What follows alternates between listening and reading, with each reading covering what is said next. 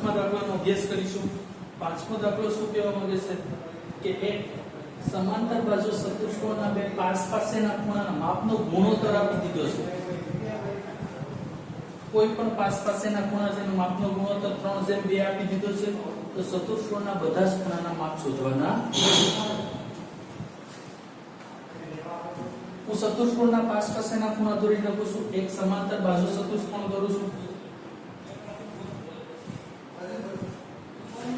નામ દઈ દો છું A B C D A B C બે પાસ પાસેના ખૂણાના માપનો ગુણોત્તર A અને B લઈ શકો, A અને D લઈ શકો, B અને C લઈ શકો, D અને C કોઈ પણ બે પાસ પાસેના ખૂણા લેવાનું છે। એકનું માપ 3 છે, એકનું માપ 2 છે। તો હવે એકનું માપ જેનું માપ આપણે 3 છે એને 3x કહેશું, બીજાનું માપ 2x। આ બે પાસ પાસેના ખૂણાના માપ છે એનો ગુણોત્તર આપી દીધો 3:2 છે। તો હવે હું નીચે લખી નાખીશ કોઈ ચતુષ્કોણમાં સમાંતર બાજુ ચતુષ્કોણમાં સમાંતર બાજુ ચતુષ્કોણમાં સમાંતર બાજુ ચતુષ્કોણમાં પાસ પાસેના ખૂણાઓના માપ પાસ પાસેના ખૂણાના માપ શું છે 3x અને 2x છે। ખૂણો A નું માપ 3x અને ખૂણા B નું માપ 2x છે। હવે આપણે x ધારી લીધું। કોઈને પ્રશ્ન થાય કે x શું કામ ધારી, તમે y z કોઈ પણ અસર કિંમત ધારી શકો। હવે કોઈ પણ બે પાસ પાસેના ખૂણાનો સરવાળો કેટલો થાય આપણે ખબર જ છે। સરવાળો કેટલો થાય 180। તો અહીં લખીશું ચતુષ્કોણમાં પાસ પાસેના ખૂણા સમાંતર બાજુ ચતુષ્કોણમાં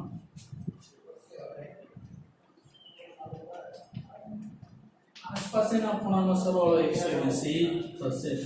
લખીશ પાસ પાસેના ખૂણાનો સરવાળો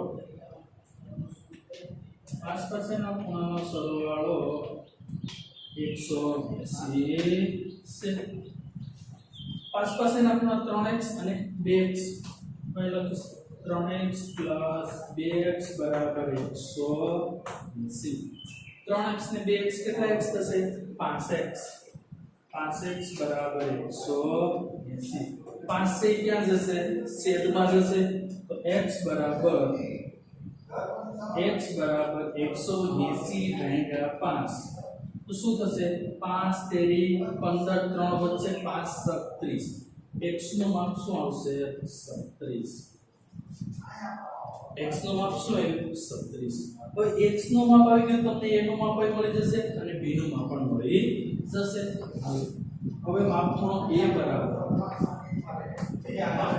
બરાબર શું ધારેલ છે 3x તો અહીં લખીશ 3x x ની જગ્યાએ કેટલા મૂકવાના છે 36।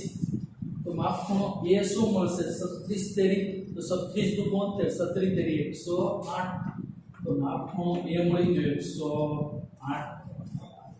એક નું માપ મળ્યું આપણે તો બધા જ માપ મેળવવાના છે। b બરાબર શું કરીશ 2x તો એ માપ ખૂણો b બરાબર 2x તો 2 × 36 તો 36 નું શું થશે 72। માપ ખૂણો b નું માપ 72 માપ ખૂણા a નું માપ તમને મળી ગયું 108 b નું માપ મળી ગયું ઓટોમેટિક થઈ જશે। હવે હું આકૃતિ ચેકું છું જોજો a નું માપ તમને શું મળ્યું 108 b નું માપ શું મળ્યું કેટલું મળ્યું 72। આ બેનો સરવાળો કરો 180 થઈ જશે હા। હવે a નું માપ તમને 108 મળ્યું તો c નું માપ કેટલું થશે 108। b નું માપ 72 મળ્યું તો d નું માપ શું થશે 72। તો હવે અહીં લખીશ હવે માપ ખૂણો a અને c સમાન છે b અને d સમાન છે। હવે માપ ખૂણો a અને c સમાન છે માપ ખૂણો b અને d કેવા છે સમાન છે। માપખૂણો A અને C સમાન હોય, B અને D, કારણ કે સમાંતર બાજુ ચતુષ્કોણમાં સામસામેના ખૂણા કેવા હોય છે? સમાન. તો C નું માપ 108 થશે અને D નું માપ 72. તો માપખૂણો C બરાબર 108 અને માપખૂણો D બરાબર 72 થશે. તો માપખૂણો D બરાબર 72 છે. આ રીતના માપખૂણો A, B, C અને D મેળવી શકાય. આપણે જે બે ગુણોત્તર આપ્યો છે, તો કદાચ સામાન્ય ગુણોત્તર આપે A અને C નો ગુણોત્તર આપે, તો આપણે શું લખશું? A અને C નો ગુણોત્તર કેવો હોય? સમાન. આ બેનું આપણે તો 180 થાય. આ બે પણ કોઈ પણ તમે બાજુ લઈ શકો છો. એક સમાંતર બાજુ ચતુષ્કોણના પાસ પાસેના ખૂણાની એક જોડ કેવી કીધી છે? અહીંયા સમાન કહી દીધી છે. એક સમાંતર બાજુ હું ચતુષ્કોણ દોરીશ, કોઈ પણ ચાર બાજુમાંથી કોઈ પણ બે પાસ પાસેની બાજુઓ છે એની એક જોડ કેવી હશે? સમાન હશે. તો ચતુષ્કોણના બધા ખૂણાના માપ શોધવાના છે. તો પહેલો પ્રશ્ન અહીંયા શું શરત કીધી છે? સમાંતર બાજુ ચતુષ્કોણના. તો હું સમાંતર બાજુ ચતુષ્કોણ દોરી નાખું છું. હાલ સમાંતર બાજુ ચતુષ્કોણ દોરી નાખું છું. A, B, C અને D. સામસામેની બાજુ સમાન હોય એટલે સમાંતર બાજુ ચતુષ્કોણ. પાસ પાસેના ખૂણાની એક જોડ સમાન છે. આ બે જોડ લઈ શકો, આ બે જોડ લઈ શકો, આ બે જોડ લઈ શકો અને આ બંને કોઈ પણ એક જોડ લઈ શકો. હું અત્યારે લઉં છું. હાલો આ લઈ લો, B અને A.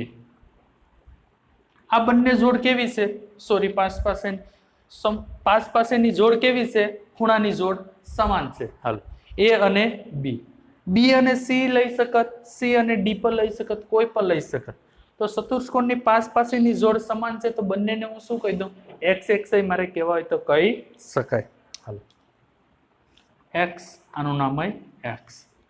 હવે આ બે પાસ પાસેના માપનો સરવાળો કેટલો થાય સમાંતર બાજુ ચતુષ્કોણ? 180. તો અહીં લખીશ સમાંતર બાજુ ચતુષ્કોણમાં, સમાંતર બાજુ ચતુષ્કોણમાં,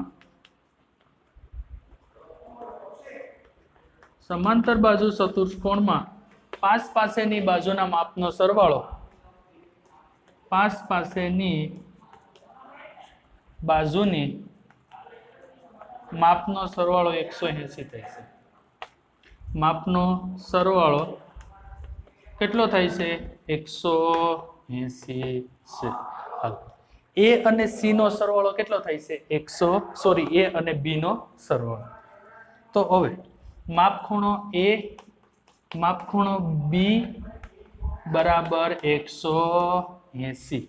માપખૂણો A અને B ખૂણા કેવા કીધા છે? અહીંયા સમાન કીધા છે. એટલા માટે જ સમાન શબ્દ વાપર્યો છે, એટલા માટે જ મેં x x ધારે છે. આના બરાબર શું? x. આના બરાબર x બરાબર 180. x અને x કેટલા x થશે?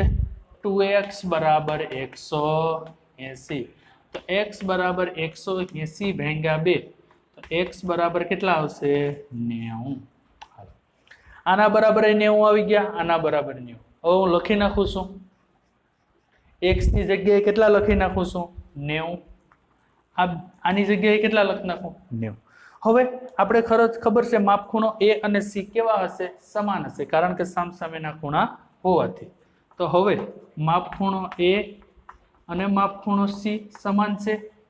સાથે સાથે માપખૂણો B અને માપખૂણો D, માપખૂણો B અને માપખૂણો D સામસામેના ખૂણા હોવાથી સમાન છે. સામસામેના ખૂણા હોવાથી સમાન થશે. હાલો, એટલું થઈ ગયું છે. A અને C સમાન છે, B અને D. તો એનું માપ 90 હોય તો ઓટોમેટિક માપખૂણો C નું માપ કેટલું થશે? 90 થશે. B નું માપ 90 હોય તો માપખૂણો D નું માપ કેટલું થશે? 90. તેથી માપખૂણો C બરાબર 90 થશે અને માપખૂણો D બરાબર પણ 90 થશે. હવે માપખૂણો A x. હવે A અને B બરાબર તો ઓલરેડી હતું, x ધારેલું હતું. તો માપખૂણો A બરાબર x ધારેલું હતું તો 90. માપખૂણો B બરાબર પણ x ધારેલું હતું, શું થશે? 90. તો ચતુષ્કોણના ચારે ચાર ખૂણાનું માપ શું થશે? 90 90 90 થશે. અને ચારે ચારનો તમે સરવાળો કરશો એટલે શું આવશે? 360. આજે આપણે ત્રીજો દાખલો અભ્યાસ કરી છે. ત્રીજો શું કીધું છે? શું ચતુષ્કોણ એબીસીડી સમાંતર બાજુ ચતુષ્કોણ થઈ શકે? તો 3 શરત આપી છે. જો સમાંતર બાજુ ચતુષ્કોણ થાય તો હા પાડવાનું છે, એનું રીઝન આપવાનું છે. એમ કીધું ચતુષ્કોણ એબીસીડી. તો હું પેલા આકૃતિ દોરી નાખું છું. સમાંતર બાજુ ચતુષ્કોણ, સમાંતર બાજુ ચતુષ્કોણની શરત આપણે બંને ખબર છે. સમાંતર ચતુષ્કોણોમાં સામસામેની બાજુ કેવી હશે? સમાન હશે. અને ખૂણા બંને સામસામેના કેવા હશે? સમાન હશે. સામસામેની બાજુ પણ સમાન હશે અને ખૂણાય સમાન હશે. હાલો હું નામ દઈ દઉં છું. એબીસીડી, એ બી સી અને ડી. હાલ આ શું થઈ ગયું? સમાંતર બાજુ ચતુષ્કોણ. ડી પ્લસ બી બરાબર 180. હાલો ડી પ્લસ બી બરાબર 180 શક્ય નથી, કારણ કે ચતુષ્કોણના પાસ પાસેના ખૂણા કીધા હતા ને આગળ, એ અને બી નો સરવાળો 180 તો શક્ય હતું. બી અને સી નો સરવાળો 180 એ પણ શક્ય છે. ડી અને સી નો સરવાળો 180, એ અને ડી આ ચારે ચારનો સરવાળો 180 થઈ શકે. પણ કોઈ દિવસ પર સામસામેના ખૂણાનો સરવાળો કોઈ દિવસ પર 180 થઈ શકે નહીં, કારણ કે સામસામેના ખૂણા તો સમાન હોય, કોઈ દિવસ પૂરક હોઈ શકે નહીં. તો આના પહેલાના જવાબમાં શું આવશે? ના. શું આવશે? ના. ડી પ્લસ બી બરાબર 180 તો જવાબમાં શું આવશે? ના. કારણ કે ડી અને બી, કારણ તમારે લખવાનું છે, હું બોલું ડી અને બી સામસામેના ખૂણા હોવાથી તેનો સરવાળો 180 થઈ શકે નહીં. જો પાસ પાસેના ખૂણા હોત તો તે ખૂણાનો સરવાળો 180 થઈ શકે, કારણ કે પાસ પાસેના ખૂણા પૂરક હોય છે. પણ ડી અને બી સામસામેના ખૂણા હોવાથી તેનો સરવાળો 180 થઈ શકે નહીં. હાલો બીજો વિકલ્પ છે એબી અને ડીસી બરાબર 8. એબી ક્યાં દેખાય છે? અહીં લખું છું 8 સેન્ટીમીટર. એબી અને ડીસી બરાબર 8. હા, સામસામેની બાજુ સમાન છે તો બંનેનું અંતર 8 8 હોઈ શકે. હાલો એડી નું અંતર 4 અને બીસી નું અંતર 4.4. તો આમ કહી શકાય આ તમને સત્ય લાગે છે? ના. આ બે બાજુ સમાન છે. એબી અને સીડી બાજુ સમાન છે, કારણ કે બંનેની બાજુઓના લંબાઈ કેવી છે? સમાન છે. આડે આનું માપ 4 આપેલું હોત તો આ પણ બંને સામસામેની બાજુ સમાન થાય તો કહી શકાય કે સામસામેની બંને જોડ સમાન હોત તો સમાંતર બાજુ ચતુષ્કોણ થઈ શકે. પણ આનું માપ 4 છે, આનું માપ 4.4 છે, તો આ માપ થઈ શકે નહીં. તો જવાબમાં શું આવશે? ના. શું આવશે? ના. રીઝનમાં લખવાનું છે કે સમાંતર બાજુ ચતુષ્કોણમાં સામસામેની બાજુઓ કેવી હોય છે? સમાન હોય છે. આનું માપ એડી નું માપ 4 છે, બીસી નું માપ 4.4 હોવાથી તે સમાન નથી, એટલા માટે સમાંતર બાજુ ચતુષ્કોણ થઈ શકે નહીં. ના. હાલો એનું માપ 70 હોય. હવે હું ચેકી નાખું છું.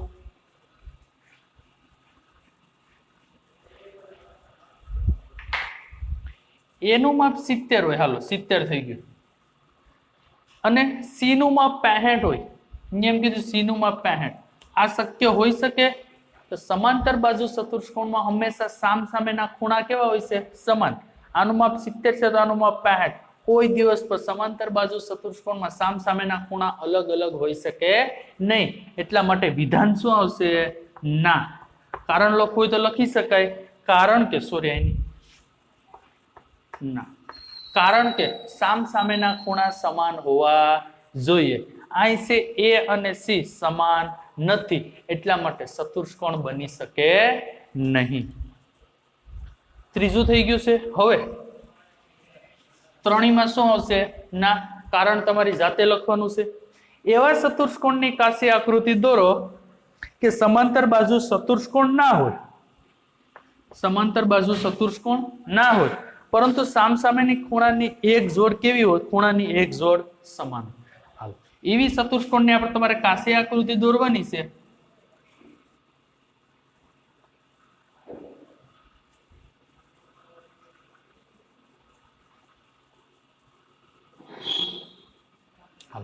ચતુષ્કોણ મેં દોરીશું એવા ચતુષ્કોણની કાશી આકૃતિ દોરો. મેં કાશી આકૃતિ દોરી છે.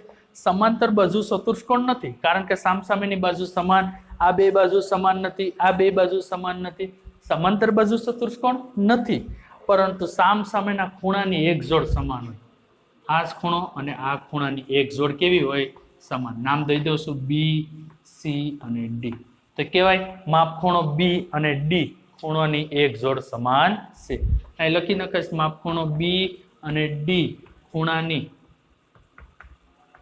જોડ સમાન છે. આ રીતનો દાખલો ગણી શકાય. તો ચતુષ્કોણની આકૃતિ દોરી છે, એક જોડ સમાન હોય તો બી અને ડી ની એક જોડ છે એ સમાન છે. આ ત્રણ પ્રશ્નોના જવાબમાં ના આવશે, કારણ તમારી જાતે લખવાનું છે, કારણ કે ડી અને બી સામસામેના ખૂણા હોવાથી એનો સરવાળો 180 થઈ શકે નહીં. આનું માપ 4.4 ની જગ્યાએ આ બંનેનું માપ અલગ અલગ છે, એટલા માટે સામસામેની બાજુ કેવી હોય? સમાન હોય. તેથી ચતુષ્કોણ બની શકે નહીં. એનું માપ 70 અને સી નું માપ 65. બંને ખૂણાના માપ સમાંતર બાજુ ચતુષ્કોણમાં કેવા હોવા જોઈએ? સમાન હોવા જોઈએ. અહીં કેવા છે? અલગ અલગ છે. તેથી ચતુષ્કોણ બની શકે નહીં.